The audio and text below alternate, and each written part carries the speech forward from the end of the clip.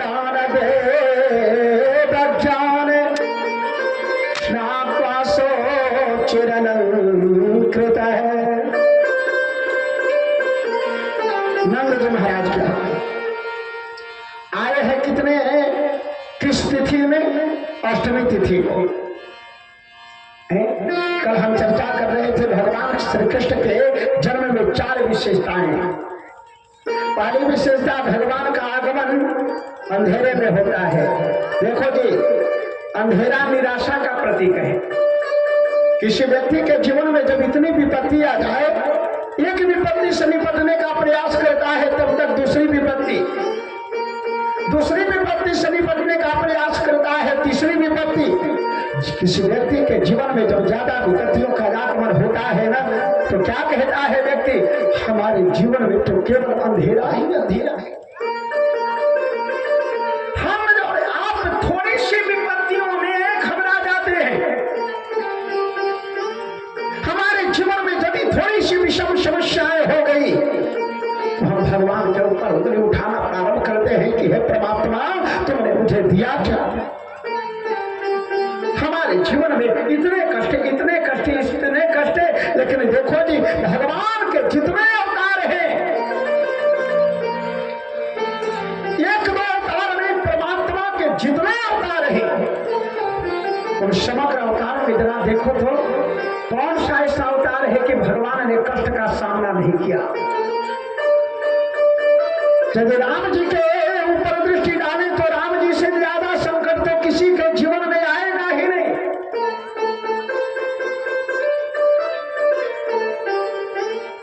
जन्म लिया, विवाह किया, और जब ही विवाह करके आए तो ही 14 साल के लिए वनवास। वन में गए, धर्मपत्नी का हरण निशाचर ने कर दिया। जैसे तैसे बंदरों को मित्र बना करके चलो युद्ध करके धर्मपत्नी को प्राप्त किया। अयोध्या लाए तो अयोध्या वासियों के लोकापवाद के कारण जानकी जी को बन गए। इनसे ज्यादा कष्ट किसको है? वन में जाने के उपरांत में जिस पिता को छोड़ करके गए, उस पिता के दाह संस्कार में भी सम्मिलित नहीं हुए। परमात्मा के ऊपर दृष्टि डालो कि उनके ऊपर कितनी विपत्ति है। कृष्ण के जीवन में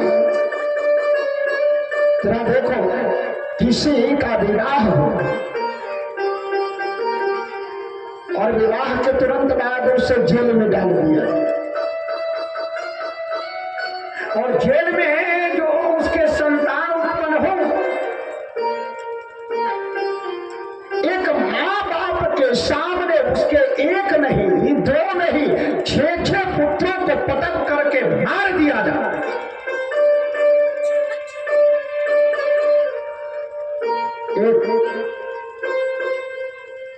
एक माँ का बेटा जीवन में भगवान न करे किसी माता पिता के रहते हुए किसी बेटे का देहावसान हो, लेकिन जिसके माँ बाप जीवित हैं और किन्हीं कारणों से किसी बेटे से वियोग हो जाए, जरा देखो उस माँ की क्या गति हो। बाप अवस्था से पहले थक जाता है। जरा सोचो कि जिस माँ बाप के एक नहीं, दो नहीं, 6 पुत्रों को, नवजात शिशु को गोद में से छीन करके सामने मार दिया गया। इससे ज्यादा संकट, इससे ज्यादा विपत्ति और किसको क्या हो सकती है? चारों तरफ अंधेरा ही अंधेरा। हमारे जीवन में चाहे जितने अंधेरे आए, लेकिन भगवान के ऊपर भरोसा नहीं छोड़ना चाहिए। देव के वसुदेव ने भगवान के ऊपर भरोसा नहीं छोड़ा, परिणाम स्वरूप भगवान का आगमन हो गया। अर्धरात्रि में इसलिए भगवान का प्रादुर्भाव अंधेरे में होता है। दूसरी विशेषता, भगवान का प्रादुर्भाव कारागार में होता है।